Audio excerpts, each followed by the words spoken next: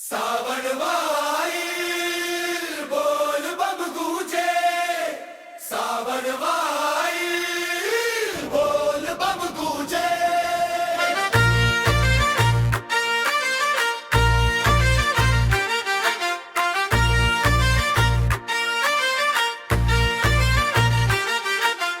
कांधे कांवर धैले चलल बानी हम, रास्ता में थक लेना भोला के दम।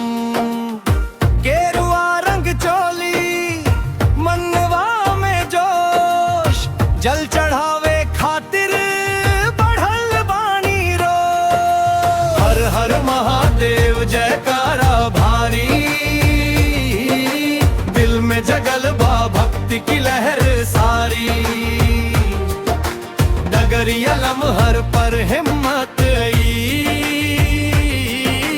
भोले के नामे लागे जीवन ठीक। सावन वाईल बोल बम गूंजे, सावन वाईल मनवा झूमे। कांधे कांवरिया देव घर पूजे, भोला बाबा सुख के द्वार खोले।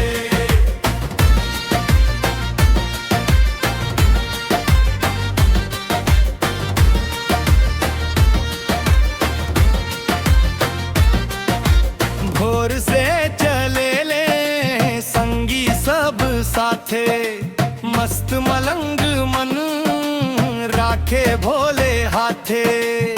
गंगा जल लौके चमके कारी, दुख के पहाड़ भी हो जाला कमतर।